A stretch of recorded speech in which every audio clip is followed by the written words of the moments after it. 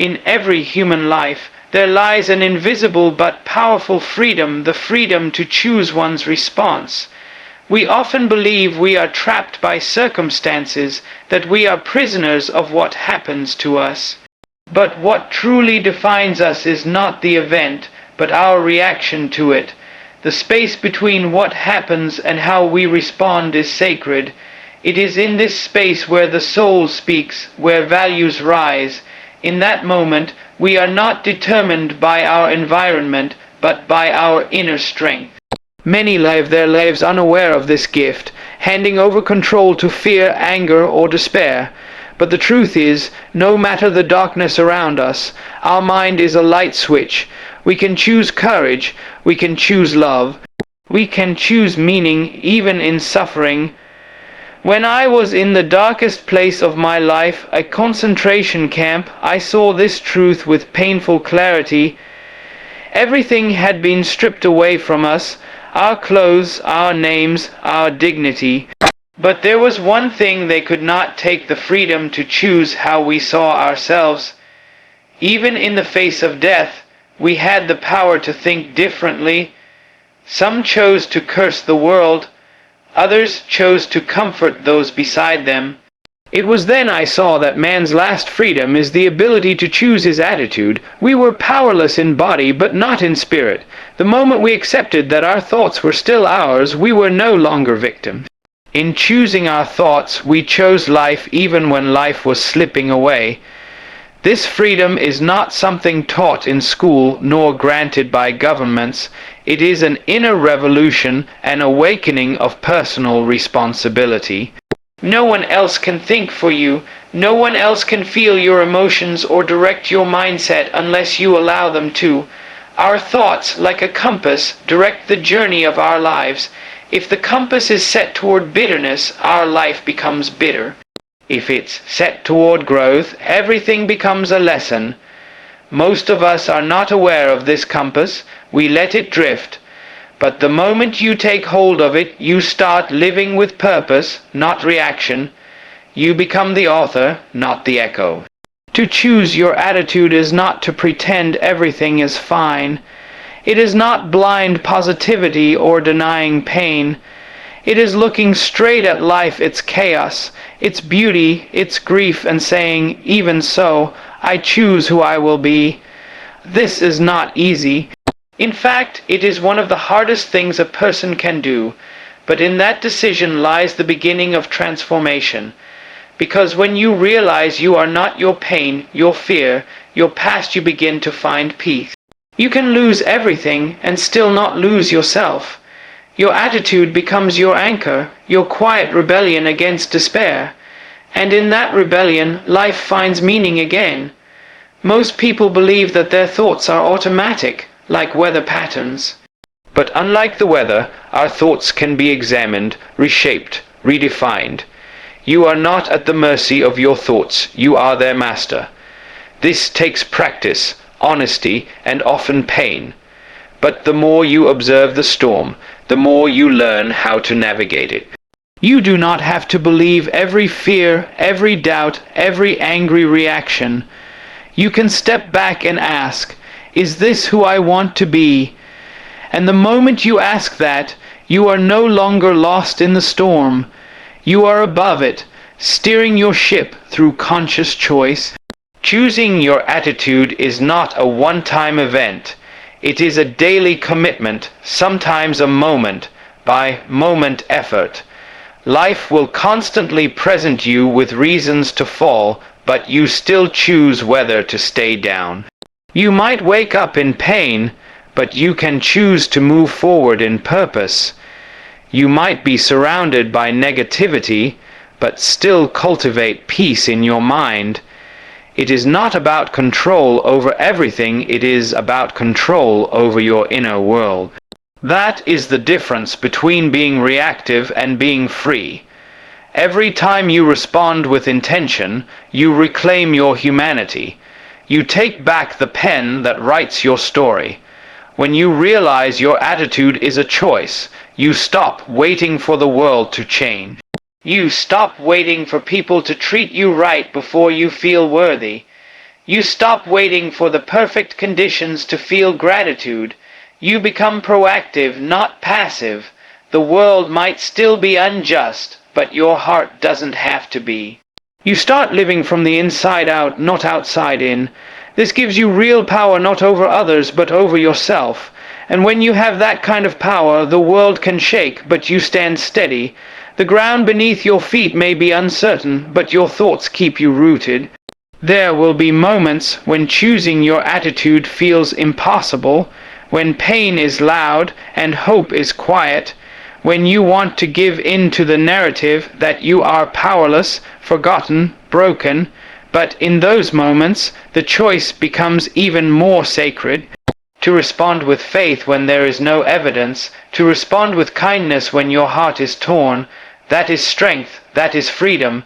You might not see the change right away, but each small decision reshapes your identity.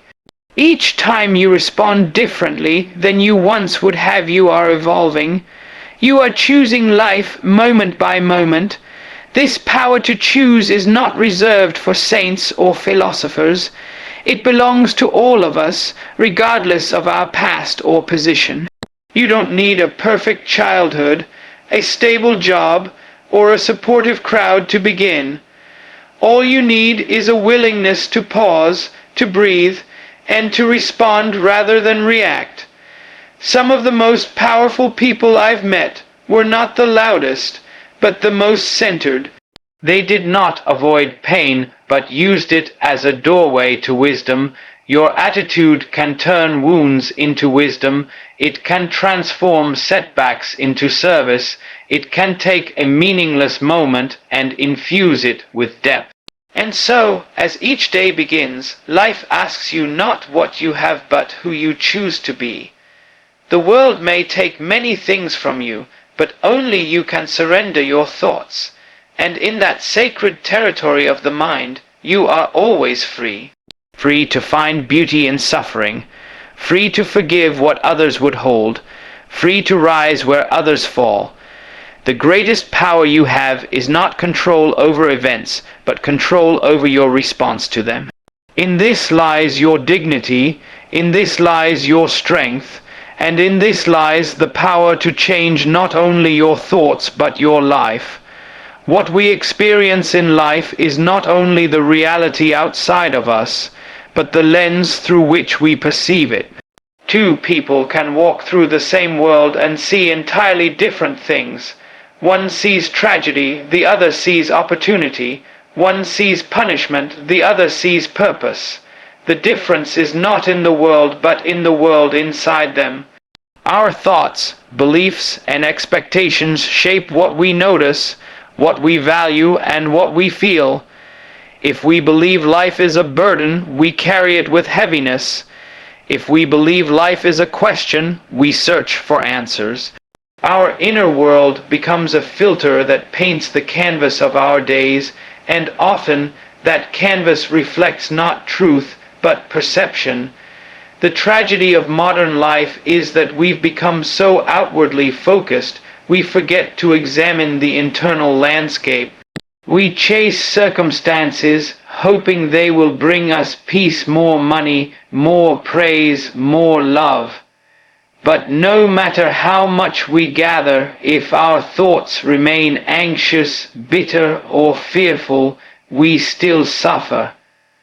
A man can be in paradise and still be tormented by his mind.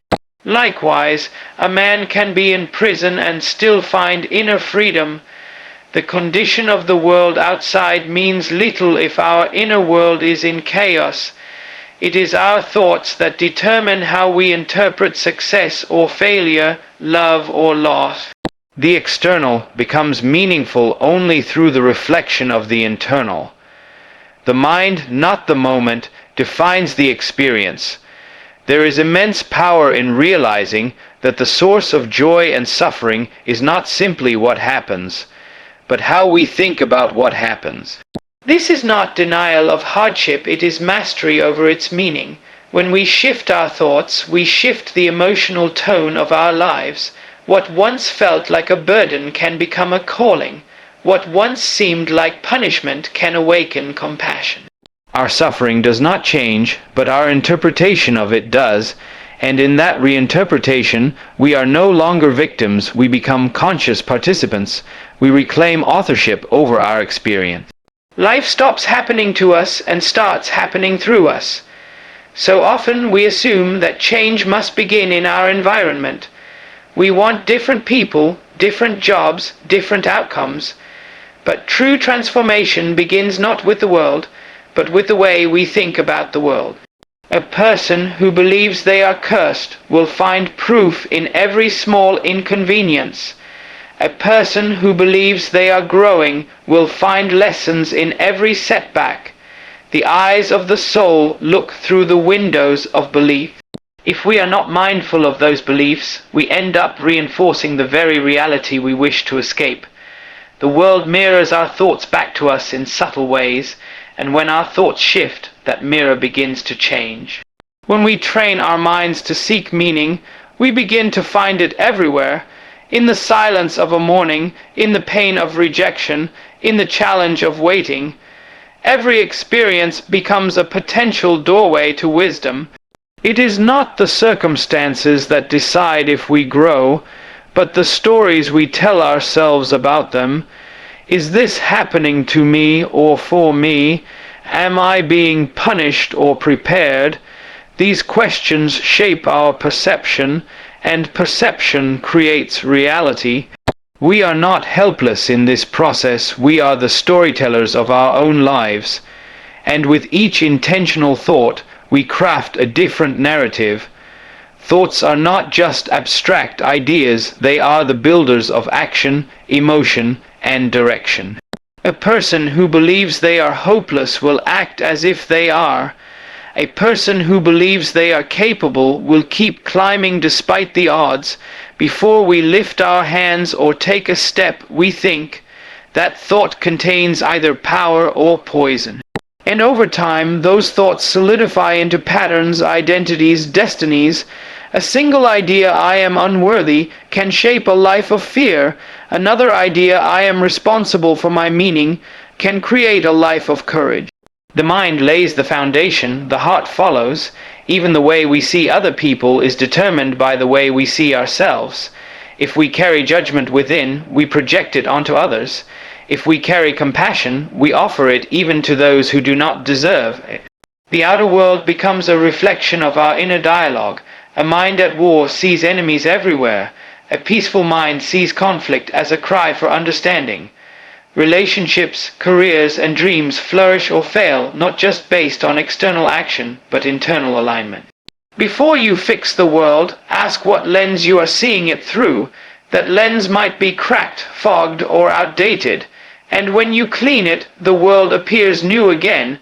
Many people wait for life to become better before they allow themselves to think positively. But this is backward. Thinking differently is what makes life feel better. The joy is not in the perfect moment, but in the mind that can appreciate any moment. Gratitude, perspective, and resilience are not emotions you wait, for they are skills you cultivate. And the more you practice them, the more your inner world begins to shift. What once felt empty begins to feel full.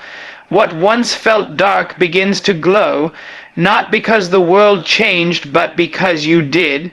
Thought by thought, this truth is both empowering and terrifying. It means you are not at the mercy of the world, but also that you are responsible for your response to it. Blame no longer works as a way out. You must become conscious of your own mind. What thoughts are you repeating daily? What beliefs are you reinforcing? What questions are you asking? Most of us are not thinking, we are reliving. But when we interrupt that cycle with awareness, we take the first step toward freedom. The power to shape your reality is not far away. It's in the thoughts you allow, the focus you give, the meaning you assign. There is a profound shift that occurs when you stop chasing change outside and start cultivating it inside. When you realize that your mind can be trained to see differently, you begin to reclaim your life. You start noticing the quiet victories. You start transforming ordinary days into sacred experiences. You stop being controlled by conditions and start becoming guided by values. The world may not offer you certainty, fairness, or comfort, but your inner world can. When your thoughts become intentional, your life becomes intentional. And when your life becomes intentional, even the smallest act becomes meaningful. There is a kind of pain that destroys, and there is a kind of pain that builds. What separates the two is not the intensity, not the duration, but the presence of meaning. When suffering has no purpose, it feels like punishment. It feels cruel, random, and unbearable. But the moment you assign it meaning, the moment you decide it serves a deeper purpose, it transforms. It may still hurt, but it no longer breaks you. It becomes a weight that strengthens, not crushes. We cannot avoid suffering in life, but we can choose how to carry it. And in that choice, we begin to discover the meaning behind the pain. Suffering is not noble in itself. There is no virtue in pain unless we decide to rise through it. But when life places us in circumstances we cannot change, we are left with one question: what now? In the face of tragedy, grief, or injustice, we must decide what the pain will mean to us. Will it be the moment we give up, or the moment we wake up? Will it be the reason we close our hearts, or the reason we open them wider? The suffering we endure can become a seed one that grows into purpose, into empathy, into depth. But it will not grow on its own. We must water it with intention. In the concentration camps, I saw men waste away physically, but some lived with a fire in their soul. They had no food, no comfort, and yet they found reasons to endure. For some, it was the hope of seeing their loved ones again. For others, it was the desire to bear witness, to write, to serve, to remember. These were not grand or dramatic dreams, they were quiet, sacred reasons to keep going. Even in the face of death, they held on to a sense of why. And that why gave them strength to survive the how. Meaning did not eliminate their suffering, it gave it dignity, it gave it direction. Most of us will not face such extreme conditions, but we will all meet suffering in our lives. Heartbreak, loss, betrayal, illness, failure, these things visit us without warning. And when they do, we feel shaken, stripped of control. But even in these moments, we are not powerless. We can ask, what does this make possible? Or what am I being asked to become? These questions turn pain into a teacher. They do not take the sting away, but they show us how to grow in the middle of the storm. The lesson may not come right away, but the willingness to search for meaning changes everything. There is a silence in suffering that makes you confront yourself. You can no longer run from who you are, what you believe, or what you fear. In that silence, many people collapse but others awaken. They begin to hear a voice deeper than the noise of the world. That voice speaks not of comfort, but of calling. It invites you to become someone new, not despite the pain, but because of it. We resist this process because it demands everything from us, but those who surrender to it find themselves reshaped in the fire. They emerge with wisdom no classroom can teach, and that wisdom is earned through meaning. When you believe your suffering has no purpose, it breeds despair. Despair is not simply pain, it is pain without hope, pain without context.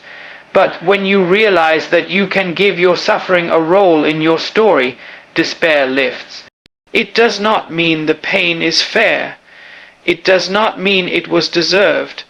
It means that even the darkest moments can become chapters of redemption. A scar can remind you not only of where you were hurt, but of how you healed. A failure can become the birthplace of compassion. The meaning you create does not erase the wound, but it gives it shape. We often think that meaning is something we must discover out there in a job, a title, a relationship. But meaning is something we assign. We do not find it, we make it. A mother who loses her child may dedicate her life to helping others heal. A man who battled addiction may speak to those still struggling. They take their suffering and turn it into service. In doing so, they honor what was lost without being consumed by it. They transform their grief into contribution, and in that transformation, pain becomes a path rather than a prison. The greatest shift happens when we stop asking, "Why did this happen to me?" and start asking, "What can I do with what has happened?" That shift moves us from being victims of fate to co-authors of our future. It does not erase the sorrow, but it invites us to shape it. Even unanswered questions can become sacred if we hold them with reverence. Meaning is not always immediate. Sometimes it takes years to look back and understand why the path had to twist the way it did. But even in the waiting, we can choose to believe that our suffering is not wasted. It is being shaped into something of value. You will meet people in life who have been through unimaginable things, and somehow they carry peace in their eyes. They do not speak with bitterness. They speak with depth, with humility, with understanding. They have turned their pain into wisdom. They have stopped asking the world to be easy and started asking themselves to be strong. These people have not escaped suffering, they have transformed it. Their lives are not perfect, but they are purposeful. Their past does not control them, it fuels them, and through them you see the quiet power of meaning at work. Meaning does not always come in lightning bolts or grand revelations. Sometimes it comes in whispers, a shift in perspective, a quiet resolve to keep moving forward. Sometimes it is found in simply being present, in refusing to let the darkness define you. To find meaning in suffering is to become an alchemist of the soul. You take the raw, painful material of life and create something enduring from it, something that uplifts not only you but others. In this, suffering becomes sacred. And you, in turn, become more human, not in spite of pain, but because you gave it meaning. The story you tell about yourself is often more powerful than the story that's been written for you. Most people walk through life believing they are defined by what has happened to them, by their past mistakes, their losses, their struggles. They see themselves as the sum of their experiences, but this is not who they truly are. You are not your history, you are not your scars, your regrets, or the failures that came before you. What happened to you is part of your story, but it does not have to be your entire story. What defines you is not the events of your life, but the way you choose to respond to those events. You have the power to reshape your identity at any moment. It is so easy to fall into the trap of seeing yourself as a victim of circumstance, as someone who is defined by the suffering they've endured. We all have moments when the world feels like it's against us, when the weight of life's challenges seems too heavy to carry. But the truth is, you have the power to change your narrative. No matter where you've been or what has been done to you, you have the ability to decide who you will become. This is not about erasing the past, but rather choosing to live in a way that gives the past meaning. Your future is not determined by the hand you were dealt, it is determined by how you choose to play that hand. There is freedom in understanding that you are not a product of your circumstances, but a product of your choices. Life will give you many things, some beautiful, some painful, some unfair, but it is never the circumstances that determine your fate. It is your response to those circumstances that shapes who you are. You can choose to rise from the ashes of hardship, or you can allow them to consume you. You can choose to learn from failure, or you can let it define you. The power lies in the decisions you make, the choices you consciously make about who you will be in this moment and who you will become in the next. We often see our past as a series of events we cannot escape, as if the decisions of our youth or the mistakes we made along the way have sealed our future, but this is not the case. You are not bound by the limitations of your past, no matter how heavy it feels. It's only when you believe your past defines you that you remain stuck in it. The moment you take responsibility for who you are today, the moment you accept the power to decide who you will be, your future opens up.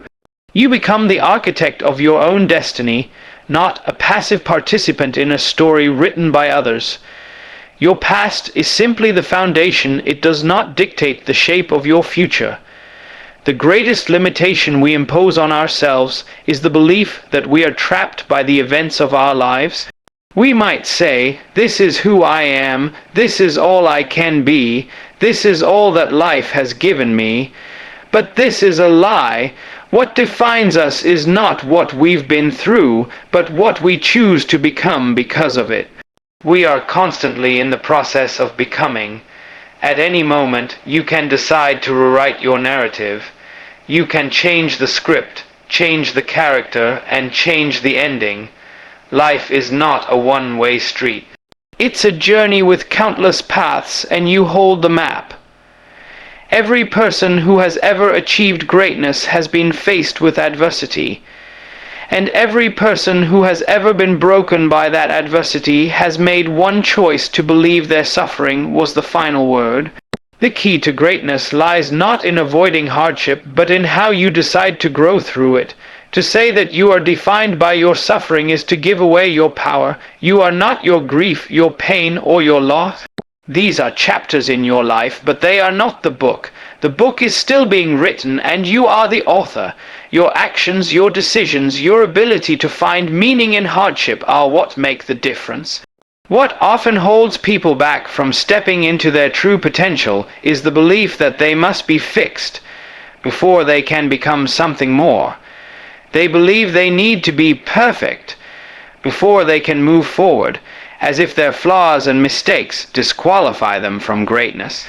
But this belief is not only false, it's destructive. You are not broken. You are human. You do not need to be perfect to make progress. You do not need to be whole to make an impact. You can take your broken pieces and create something beautiful, something stronger. Your imperfections are not weaknesses.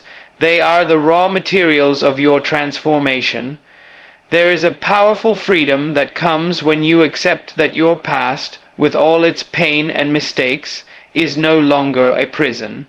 The person you were does not have to be the person you are. It's easy to look at the past and feel shame, guilt, or regret, but those feelings only keep you locked in a moment that has already passed. To move forward, you must stop seeing yourself as a prisoner of your past and start seeing yourself as someone who can transcend it. You do not need the approval of others, nor the validation of your past decisions to become who you want to be. The power to change is always within you. You have the ability to decide in any moment that you are more than your circumstances. In fact, the most empowering realization comes when you recognize that the most important decision of your life is not the path you've walked, but the direction you choose to go from here. The person you decide to be today will be the person you become tomorrow. Every choice, no matter how small, adds to the person you are becoming. And with each choice, you are shaping the life that's still ahead of you. Your past might have shaped your character, but your decisions will shape your future. Many people spend their lives waiting for a moment of transformation, waiting for the circumstances of their life to change, or waiting for someone else to give them permission to move forward. But the truth is that the moment of transformation is not coming from the outside. It is already inside you. It is the decision to rise above what has happened to you. It is the decision to no longer define yourself by what has been done to you, but to define yourself by what you are willing to become. You are not defined by your limitations, you are defined by your willingness to push through them and create something new. At any moment, you can decide to stop living as a victim of your past and start living as a creator of your future. The story you tell about yourself is the story you live. If you believe you are weak, you will act weak. If you believe you are broken, you will live in that brokenness.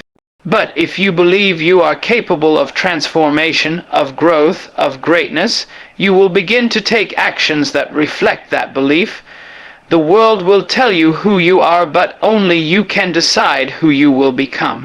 And the decision to become someone greater begins right now, in this very moment.